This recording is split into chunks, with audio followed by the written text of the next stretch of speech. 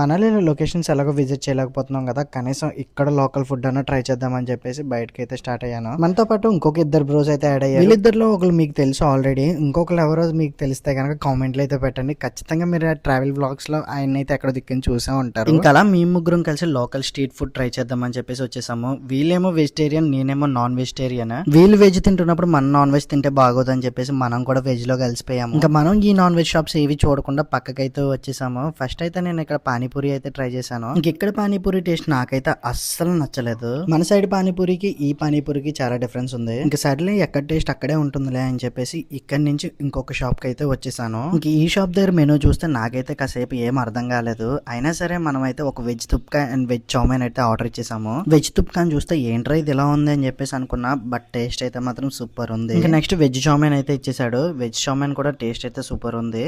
And దీంతో పాటు మనకైతే 2 సూప్స్ కూడా ఫ్రీ ఇచ్చారు. ఇంకా ఫైనల్ గా ఫినిషింగ్ టచ్ అని చెప్పేసి నిన్నే వచ్చిన షాప్ కి మళ్ళీ ఈ రోజు కూడా ఇదే షాప్ కి వచ్చి ఒక సమోసా అయితే తీసుకున్నా. అండ్ ఇది సరిపోలేదని చెప్పేసి ఒక సమోసా చాట్ కూడా తినేసి ఈ రోజు డిన్నర్ అయితే ఇక్కడితో అయితే కంప్లీట్ చేసేసాము. ఇంకా ఫైనల్ గా మనలిలో ఫేమస్ అయిన మాల్ రోడ్ అయితే విజిట్ చేసాము. ఈ మాల్ రోడ్ గురించి అయితే చెప్పక్కర్లేదు. నైట్ టైమ్స్ అయితే లైటింగ్ తో మాత్రం సూపర్ ఉంటది. ఇప్పుడు ఇలా ఉన్న ప్లేస్ నెక్స్ట్ 4 months మొత్తం స్నోఫాల్ తోనే ఫిల్అప్ అయిపోయి ఉంటుంది. నెక్స్ట్ 4 months లో ఖచ్చితంగా మనలి అయితే విజిట్ చేయండి. ఇంకా అలా మాల్ రోడ్ ఎంజాయ్ చేస్తుంది, కానీ వర్షం అయితే స్టార్ట్ అయిపోయింది. ఇంక ఈ వర్షం తగ్గేలా లేదని చెప్పేసి ఇంక మేము ముగ్గురం కలిసి హాస్టల్కి వచ్చేసాము. ఇంకా ఈ రీల్ మీరు ఫాలో చేయకుండా చూస్తున్నట్లయితే కనుక ఇప్పుడే మన పేజ్ని ఫాలో చేసేయండి.